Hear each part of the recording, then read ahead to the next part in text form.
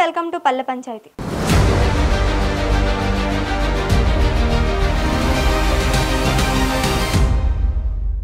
భద్రాద్రి కొత్తగూడెం జిల్లా అశ్వారావుపేట నియోజకవర్గంలో స్థానిక సంస్థల ఎన్నికల హడావిడి మొదలైంది. అశ్వారావుపేట నియోజకవర్గంలో అశ్వారావుపేట, దమ్మపేట, అన్నపురెడ్డిపల్లి, ముక్కలపల్లి, చండ్రుగొండ మండలాలు ఉన్నాయి. ఒక్కో మండలంలో 10 నుండి 30 గ్రామ పంచాయతీలు ఉన్నాయి. 5 జడ్పీటీసీ స్థానాలు, 61 ఎంపీటీసీ స్థానాలు. అశ్వారావుపేట నియోజకవర్గం ఏజెన్సీ ప్రాంతం ఎక్కువగా ఉంటుంది. ఇక్కడ బీఆర్ఎస్, కాంగ్రెస్ 2 పార్టీలు బలంగా ఉండడంతో ఈసారి పోటీ ఉత్కంఠ రేపే అవకాశం ఉంది. మరింత సమాచారం మా ప్రతినిధి దేవేందర్ అందిస్తారు. తెలంగాణ రాష్ట్రంలో స్థానిక సంస్థల ఎన్నికల సమరం నోటిఫికేషన్ వెలువడక ముందే ఆశావాహుల్లో ఆశ మొదలైందనే చెప్పాలి. ఎంపీటీసీ, జెడ్పీటీసీ, ఎంపీపీ, సర్పంచ్ స్థానాలకు స్థానిక సంస్థల ఎన్నికలు జరగనున్నాయి. సో ఈ స్థానాల కోసం ఇప్పటికే ఆశావాహులు, ముఖ్య కార్యకర్తలు, ఎమ్మెల్యేలు, మంత్రుల వద్దకు క్యూ కడుతున్న పరిస్థితి కనబడుతూ ఉంది.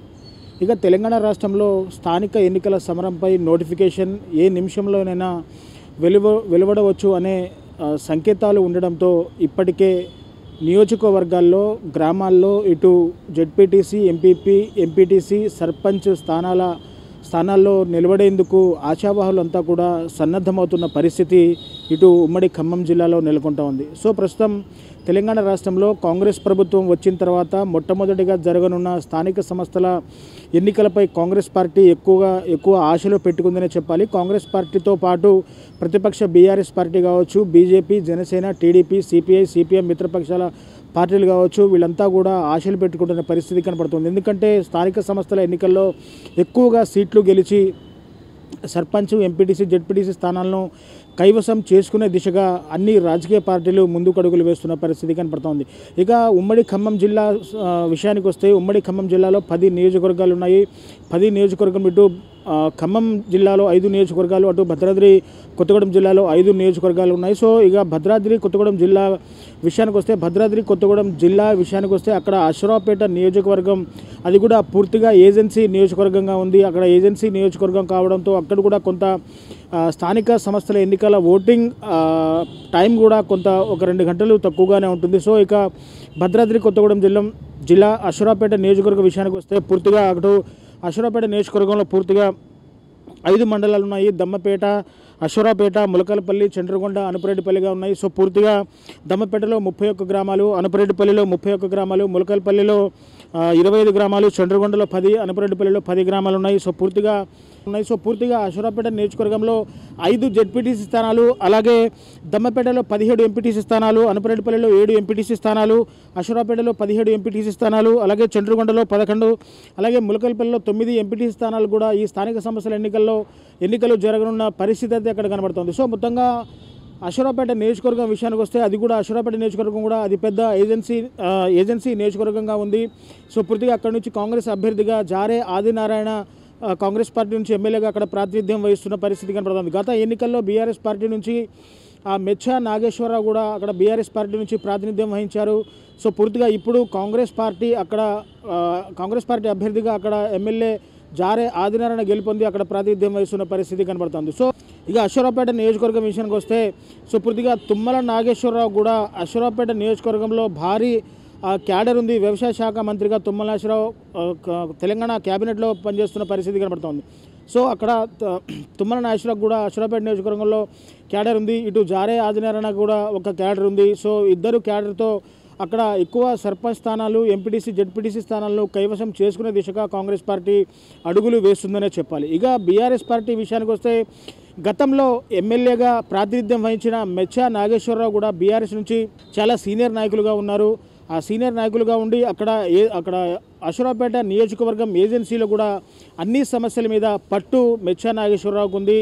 సో కాంగ్రెస్ పార్టీలో ఉన్న వ్యతిరేకతను కూడా ఇటు బీఆర్ఎస్ క్యాచ్ చేసుకొని ఓట్ బ్యాంక్గా మలుచుకునే దిశగా ఇటు బీఆర్ఎస్ పార్టీ అడుగులు వేస్తున్న పరిస్థితి కనబడుతోంది. ఇక అశ్వారావుపేట నియోజకవర్గ విషయానికి వస్తే అక్కడ బీజేపీ పార్టీ అంటే భద్రాద్రి కొత్తగూడెం జిల్లా బీజేపీ పార్టీ జిల్లా అధ్యక్షుడు కూడా అశ్వారావుపేట నియోజకవర్గంలో భారీగా తిరుగుతున్నారు. సో పార్టీని బలోపేతం చేసే దిశగా కూడా అక్కడ బీజేపీ పార్టీ ముందుకు అడుగులు వేస్తూ ఉంది. కానీ ఏజెన్సీ ప్రాంతం ఎక్కువగా కావడంతో వాళ్ళు ఎక్కువగా కాంగ్రెస్ బీఆర్ఎస్ పార్టీ వైపే మొగ్గు చూపే అవకాశాలు కూడా ఉన్నాయంటూ కూడా అక్కడ జనాలు చర్చించుకుంటున్న పరిస్థితి అక్కడ కనబడుతుంది. సో ముఖ్యంగా ఫైట్ అనేది స్థానిక సంస్థల ఎన్నికల్లో ఫైట్ అనేది కాంగ్రెస్ వర్సెస్ బీఆర్ఎస్గానే ఉండబోతుంది. ఎక్కువ నియోజకవర్గాల్లో కూడా కాంగ్రెస్ వర్సెస్ బీఆర్ఎస్గానే ఉండబోతుందనే ఆ సంకేతాలు కూడా పూర్తిగా కనబడుతున్న పరిస్థితి అశ్వరావుపేట నియోజకవర్గంలో కనబడుతుంది. ఇక అశ్వరావుపేట నియోజకవర్గ విషయానికి వస్తే పూర్తిగా అటు ఏజెన్సీ ప్రాంతాల్లో కూడా చాలా ఆదివాసీ గిరిజన కోయ జాతికి సంబంధించిన ప్రజలు కూడా ఎక్కువగా జీవిస్తూ ఉంటుంటారు. ఎక్కువగా నిరాక్షరాస్యులైన ఓటర్లు కూడా ఎక్కువగా అశ్వరావుపేట నియోజకవర్గంలో ఉన్నారు. కాబట్టి వాళ్ళందరినీ కూడా ఓటు బ్యాంకుగా మలుచుకునే దిశగా అన్ని రాజకీయ పార్టీలు ముందుకు అడుగులు వేస్తున్న పరిస్థితి. సో ఇక అశ్వరావుపేట నియోజకవర్గ విషయానికి వస్తే పూర్తిగా నియోజకవర్గంలో దమ్మపేట, అనుపురెడ్డిపల్లి, చండ్రుగొండ, ములకల్పల్లి, అశ్వరావుపేట 5 మండలాలు ఉన్నాయి. ఈ 5 మండలాల్లో కూడా ఓటు బ్యాంక్ కూడా ఎక్కువగానే ఉంటుంది. సో పూర్తిగా ఏ విధమైన ఎటువంటి ఇబ్బందులు లేకుండా అక్కడ స్థానిక సంస్థల ఎన్నికల సరళిని నిర్వహించేందుకు అధికారులు కూడా పకడ్బందీ ఏర్పాట్లు చేస్తున్న పరిస్థితి అయితే అక్కడ కనబడుతూ ఉంది. ఇక మొత్తంగా అశ్వరావుపేట నియోజకవర్గంలో అంటే ఈ స్థానిక సంస్థల ఎన్నికలకు సంబంధించి ఈ 2-3 రోజుల్లో కూడా క్యాబినెట్లో చర్చించుకునే అవకాశాలు ఉన్నాయి.